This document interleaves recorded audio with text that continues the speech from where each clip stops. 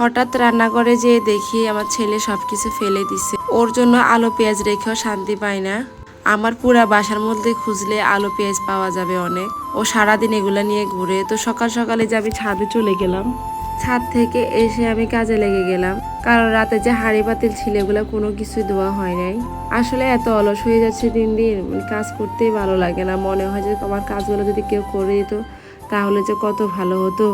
এদিকে বাসায়ও কোনো সবজি নেই একদম। তো সকাল হলে তো একটা চিন্তা, কি রান্না করবো, আজকে কি খাবো। আর সবজি না হলে কিন্তু একদমই ভালো লাগে না, শুধু আলু ছাড়া কিছুই নেই। তো আমি কিছু সবজি কেনার জন্য চলে গেলাম। আর দুই ভাই বোন কিন্তু মাশাআল্লাহ খুব সুন্দর করে হাঁটতেছে তারা। আমি যখন চাই ওর হাত ধরে হাঁটাবো, কিন্তু ও একদমই হাঁটতে চায় না। তার বোন যখন হাঁটাবে সে ঠিকই হাঁটে বোনের সাথে। আমরা এই যে এখন চলে আসি সবজি বাজারে।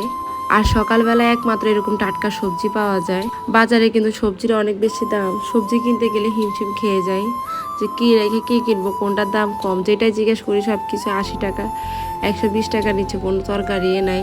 তা আমি যে এখান থেকে কিছু তরকারি নিয়ে নিলাম পরিমাণ মতো। আর এদিকে চোখ পড়লো মূলা শাকের উপরে। আর শাকগুলা দেখেন কি তরতাজা একদম। তো এক আটি মূলা শাকও নিয়ে নিলাম। অনেকদিন কচু ছড়া খাওয়া হয় না, কচু ছড়াও নিছি। এইদিকে আমার ছেলে মাশাআল্লাহ একা একা উঠতেছে, যতটুকু পারে একা একা উঠে পরে আমি ওকে কোলে নিয়ে নিই। আর এই যে আমরা চলে আসলাম পছন্দের মূলা শাক কাটবো এখন। আর শাকগুলো দেখেন এত সুন্দর। এক আটি মূলা শাক আমার কাছ থেকে 20 টাকা নিছে। আর মূলাগুলো বড় বড় ছিল, এগুলো দিয়ে কিন্তু তরকারি রান্না করা যাবে চাইলে আরো একদিন। তা আমি এখানে সব শাকগুলা আস্তে আস্তে কেটে নিলাম বটির সাহায্যে। আমরা কিন্তু শাক হাত দিয়েও কাটি। হাত দিয়ে কাটা শাক আমার কাছে মনে হয় যে বেশি মজা হয়। আর শাকগুলা যেহেতু মোটা মোটা ছিল, তাই আমি পরে বটি দিয়ে শাকগুলা কেটে নিই সবগুলাকে। আর বটি দিয়ে কাটলে কিন্তু খুব তাড়াতাড়ি হয়। কচু ছড়াগুলো কাটতে বসে গেলাম। আর কচু ছড়া কিন্তু আজকে প্রথম খাবো। প্রথম বলতে যে গরম আসার পরে প্রথমে খাবো। এখন কিন্তু কচু ছড়াটা অনেক বেশি মজা, যেহেতু নতুন তরকারি। আর এদিকে যে আমি শাকগুলাকে এখন ভালোভাবে ধুয়ে নিতেছি।